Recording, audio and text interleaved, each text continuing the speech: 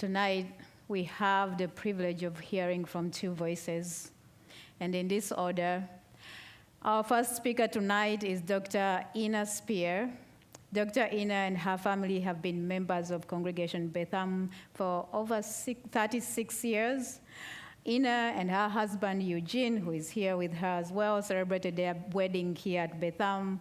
Their children and also their grandson celebrated their B'nai Mitzvah here at Betham. As you will hear, as Ina will share, she is among the emigres from former Soviet Union who settled here in the Bay Area. And as she will emphasize that her journey, her immigration story bears witness to how the collective support of the Jewish community across the United States helped save her and her family's life and helped make it possible for her family to rebuild their life here in Mountain View. Our second speaker for tonight is Veronica Rodriguez, who is one of the founding members of ALAS, which is, in English, is Helping Latinos Dream. It is a grassroots organization dedicated to honoring and supporting the hopes and dreams of Latino farm workers and their families in Half Moon Bay. What began with just cultural art programs like ballet and mariachi bands grew into a vibrant source of pride, identity, and belonging for young people and their families in Half Moon Bay. Today, ALAS, as you know, the needs and wants increase every time. Today, ALAS provides vital support to the community, including mental health services, a food pantry, legal services, and so much more. Their impact has reached far beyond the local community. In fact, last month, in February, they were invited in Minneapolis as a crisis care team.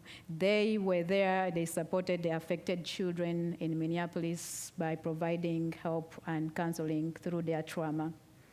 In another extraordinary kind of moment of pride that I got to learn about today, ALAS was invited privately to a private discussion with the Pope, I believe, and that's really amazing, just so that ALAS can share their work that they are doing to support farm workers and their families in Half Moon Bay. We at Betham have been very privileged to be a small part and partners of ALAS through our Betham Farm Mitzvah group, and we have over the time we've had them speak here. We've had a mariachi band play here I think that was last year. We've collected $20 gift cards from Safeway to support the farm workers, as you can imagine, as a supplement to their income as well. And so I am delighted to invite our two speakers. First, we are going to begin with Dr. Ina Spear, and then we'll conclude with Veronica Rodriguez.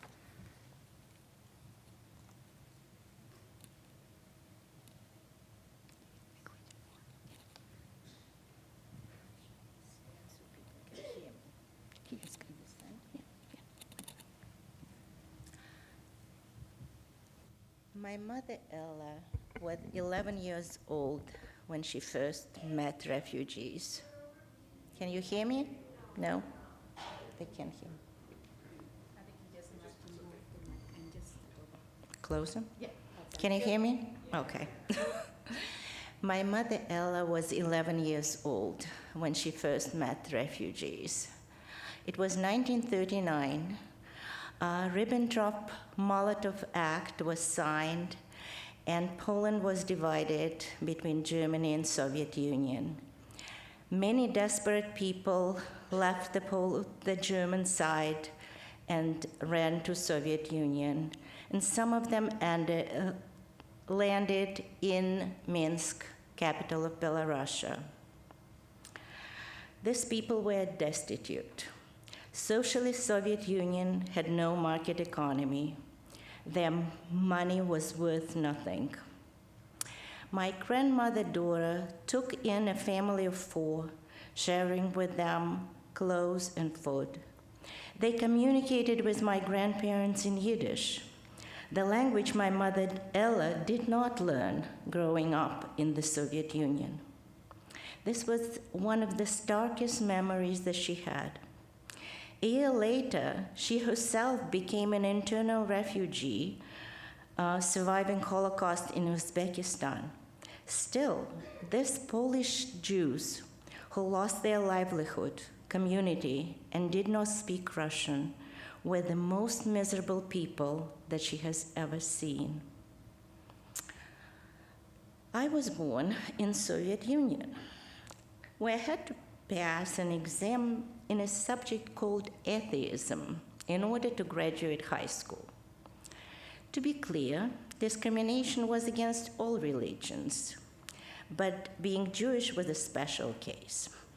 When I turned 16, I was issued an internal Soviet passport that listed Jewish as my nationality. The passport was used by officials to discriminate against Jews in employment, permission to travel abroad, acceptance to universities. Even without the passport, lay people could identify Jews either by appearance or by Jewish-sounding names,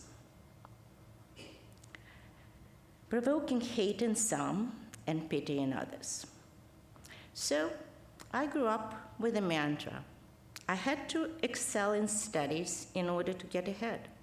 I was told if history repeats itself and I have to escape, the only thing I take with me is my knowledge and skills. Growing up, I learned doublespeak early and knew exactly what I could say and where and to whom. I happily abandoned this doublespeak when I came to the US, so I can come across as speaking too bluntly to many Americans. I grew up as a child of Holocaust survivors, and stories of their miraculous escape as the German army advanced. German troops reached Riga and Minsk, my parents' homes, within first week of the war. I have a 1939 photo of my dad's elementary Yiddish school class. My dad told me that only 2 out of 28 survived the Holocaust. He was one of them.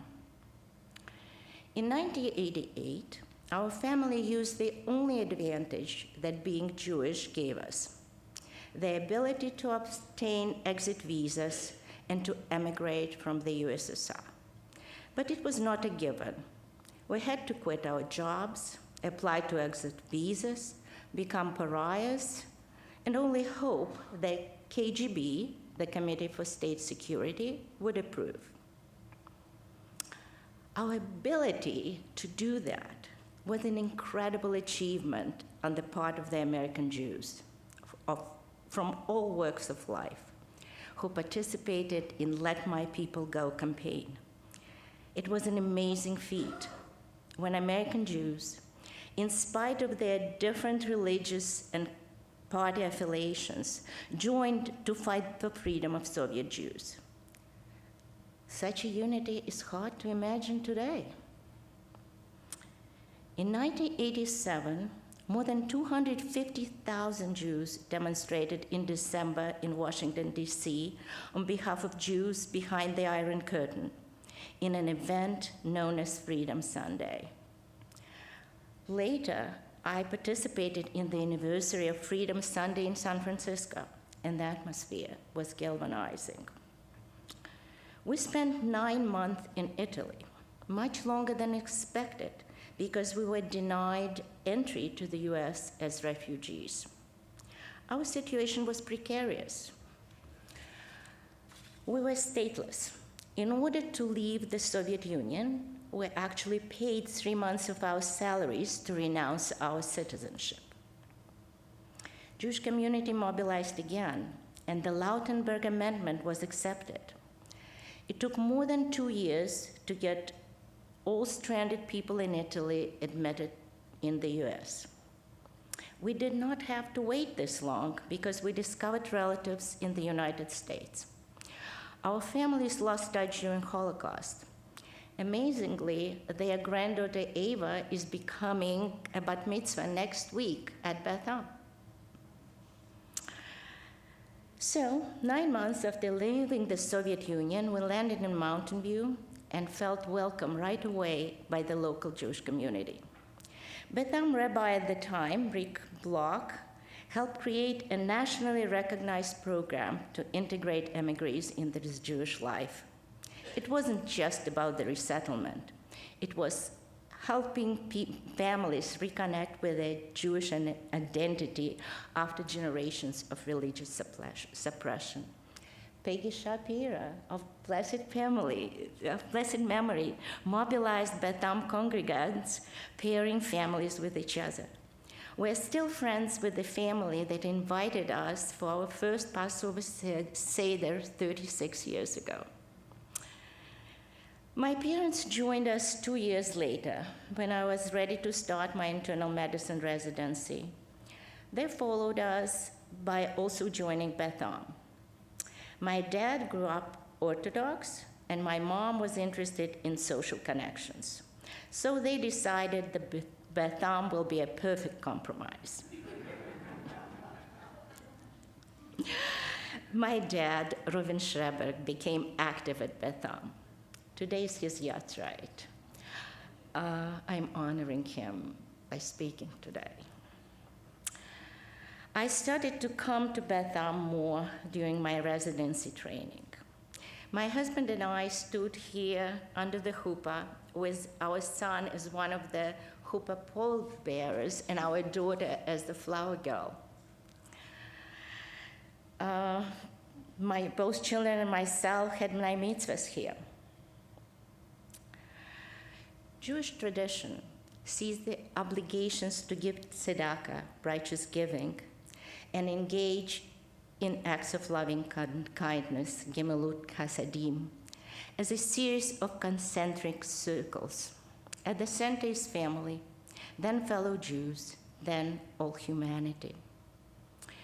We cherish the names of more than 28,000 righteous among nations from 51 countries. We do not have statistics of how many Jews helped other Jews, but we know that there were many. There were 30,000 Jewish partisans on the territories of Belarusia. Like other partisans, they accepted mothers with children, elderly, in addition to people capable of fighting. My mother's small cousins and their mother escaped from the Minsk ghetto, but perished in the forest when non-Jewish partisans abandoned them. The story of Soviet Jews shows what we can do when we come together as a community. It is our obligation to help others in distress. We have to help each other as generations of Jews did in order to survive. Hillel summarizes beautifully in Pirkei Avot, if I am not for myself, who will be for me? If I'm only for myself, what am I? And if not now, when? Shabbat Shalom.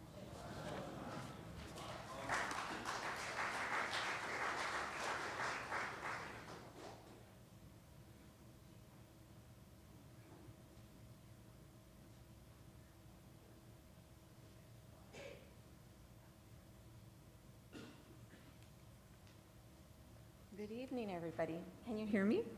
Yeah. I'm very excited to be here with you today. It's such a beautiful feeling to come and be in community with you. I want to share that through the years, we've been able to build beautiful relationships with many of you.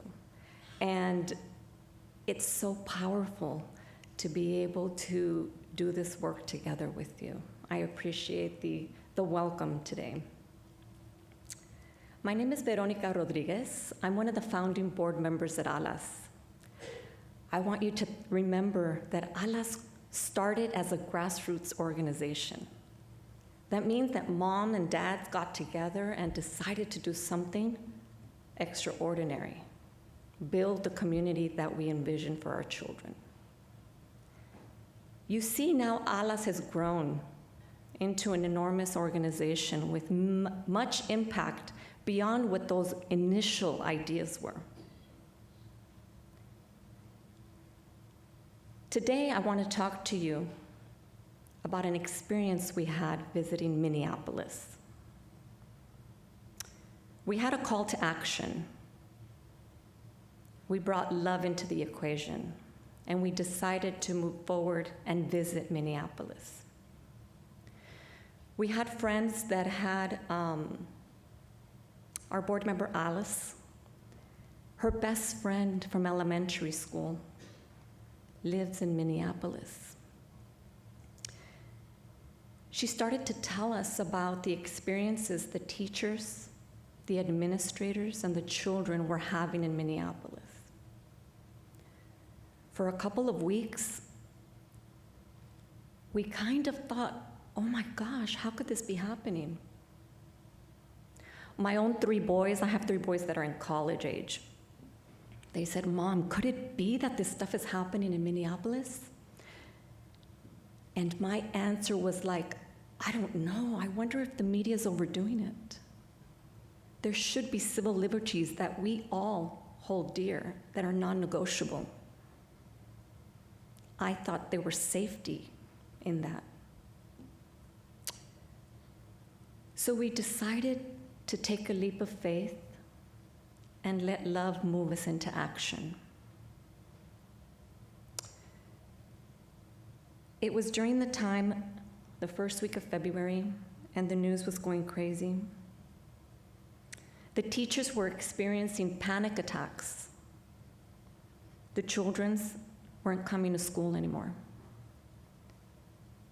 Operation Metro Surge. When we arrived, it was 10 degrees outside as we drove through the streets trying to get to the neighborhoods. There were people picketing with signs, ice out. And it was 10 degrees. I'm a girl from Palm Springs. Okay, you guys, I wore my ski outfit. That's how terribly cold I was. And I remember thinking, there is no way I could be out there picketing right now. But as I got to know the community we visited, it all became clear that it was non-negotiable. Our immigrant community was in hiding. And there was widespread fear, instability, and complete disruption, you know? So we took our response team. And Alas has before gone out in crisis team response to the border, to Matamoros, and to places where there were children being in detention. We took our mental health team with our partners of Bay Area Border Relief. Our counselors went, and we visited 7 times. That informed a lot of the work that we do on immigration, trauma, and children. So that experience really made it possible for us to reach out to Minneapolis, because we've learned many things, best practices on how to be able to come into a community in crisis. We took our mental health practitioners with partners from University of San Francisco, Department of Psychiatry, and Department of Education. And we took resources and we took supplies for the children, and we went on our way. If I tell you what we found as we spoke to administrators, was heartbreaking.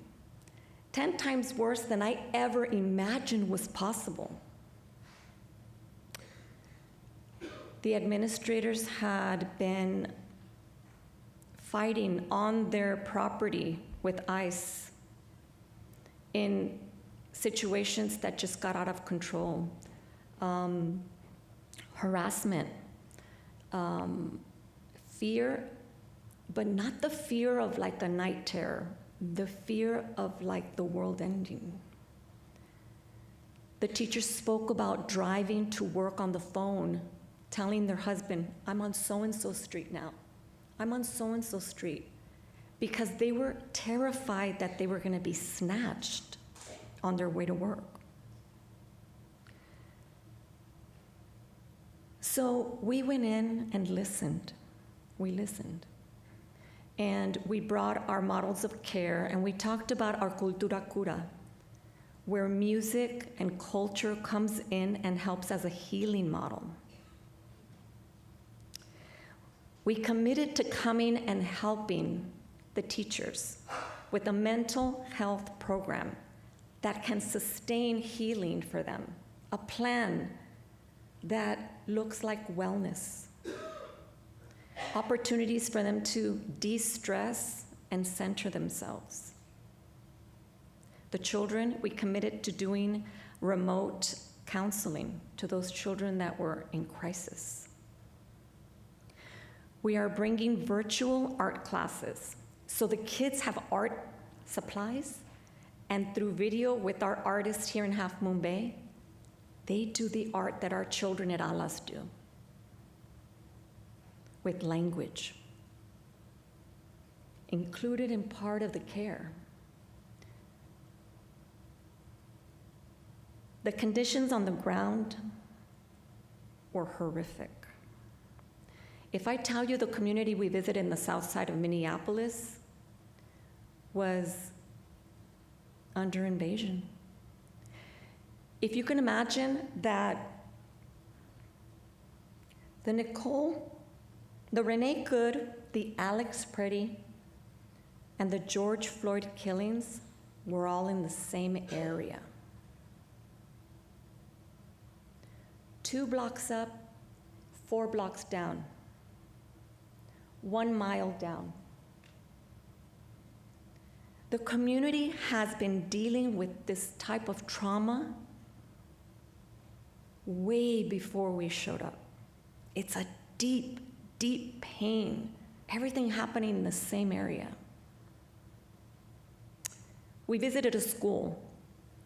We took our music therapy professionals. They brought guitars, accordions, and they went through the school and they engaged the children. There was laughter and music and joy.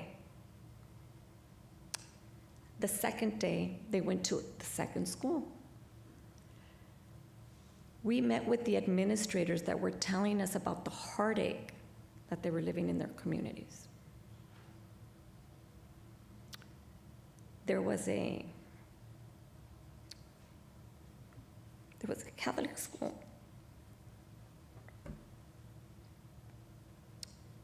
that they said, last year we had 400 parishioners in our Spanish language mass, and they were so proud.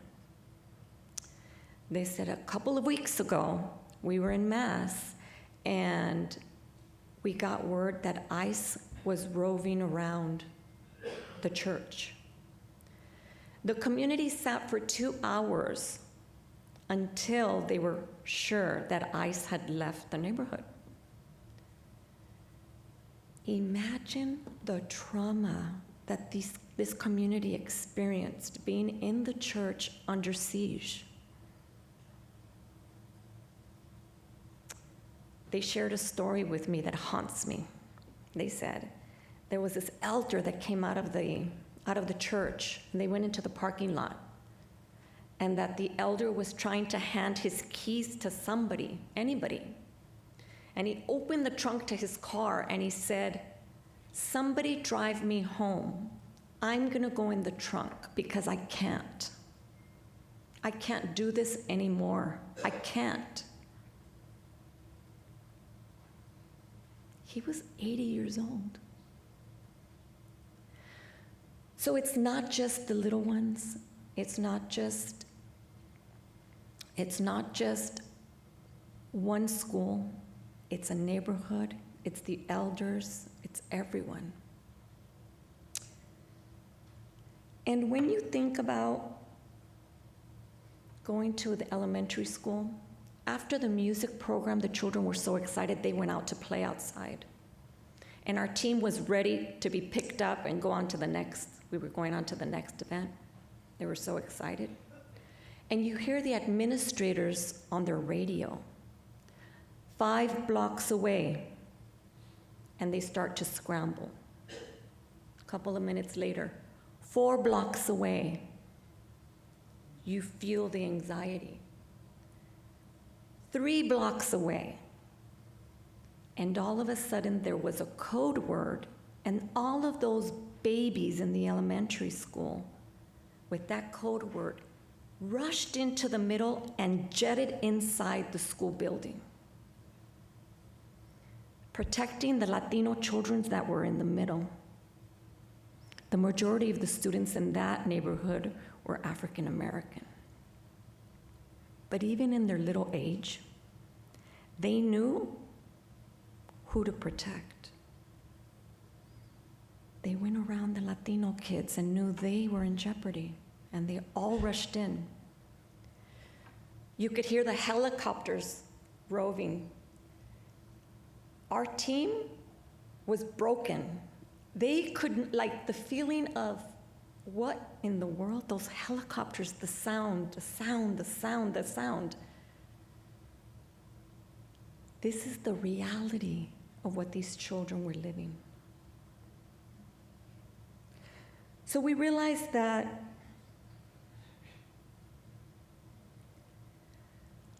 this lived experience has broken down the trust of institutions. It's disrupted schools, healthcare, daily life. The high school we visited was empty. We walked around, there were 4 kids here, 3 kids there, in a class that usually has 35 children. Nobody was in school. The teachers even felt that their lives were in jeopardy. They felt that at any moment they could be snatched. So what are the lessons learned? Because we walked away with an abundance. We realized that our job is to come back and advocate.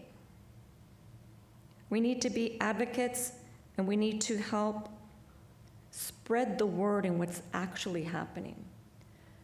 We need to call our legislators, and we need to make it known that our civil rights need to be respected.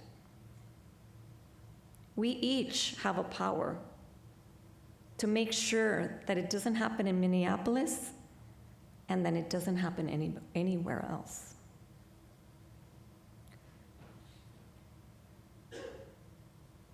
We also know now that immigration advocacy is crucial. In our community in Half Moon Bay, we have an advocacy group that is new. Laureana is here today with me, and she is a paralegal that is pushing that new initiative for us. We are realizing that our call to action is that we need to mobilize and be able to make sure that our community is able to access immigration justice. That looks like being able to be part of the immigration system. Our farm workers make $22,000, $23,000 a year. So if there is a visa fee of $700, $800, and they have to choose between rent and food and a visa application, we know that it's not going to be possible for them to pay to have their immigration paperwork done. That is something that we could help with, something that needs to be on our radar, something that can move us to action today. The rapid response teams on the ground were powerful. They navigated the safety of community by community. People that had no worries to be out in the street and had privilege were out in the streets. Those were the people we saw with the signs. standing in 10-degree weather. They were the ones saying, who are you? Where are you coming from? And what do you need to do here? Because you're not from here. They would block our cars and be like, what are you doing here? They were so overprotective, and I understand. I understand, because if it was my neighborhood, I would be out in the street. What we saw in Minneapolis made me so proud. Families have adopted families. Families that are sheltering in place have been paired up with a family that is able to do shopping for them. It's able to help take their children to the doctor, help them navigate life. And they told me, you know what, Veronica? The work that we had to do in community when the George Floyd disruptions happened is what we've built this tragedy on. So the work we do in community, the time we spend together, building our relationships, our connections, matters. Because there might be a day, a time, in the long haul or in the short time, that we might be called on looking for a neighbor to step in and fill in the gap. So I thank you for your friendship. I thank you for the warm welcome that you've given our community. And thank you for listening to this journey in Minneapolis. Thank you.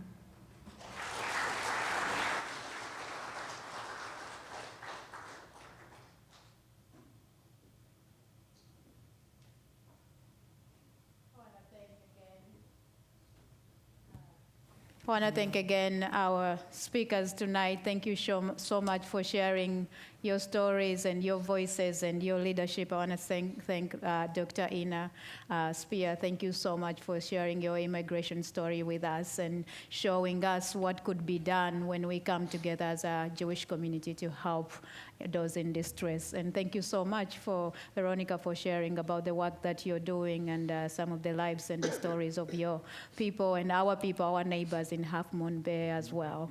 And I think that one of the things that we are reminded of is like we are created B'Tselem Elohim in the image of God, and that every one of us deserves to feel protected, deserves to feel safe, deserves to be in a home where they can feel peace and security and friendship and love. And thank you all for leading with love and with compassion. Thank you so much.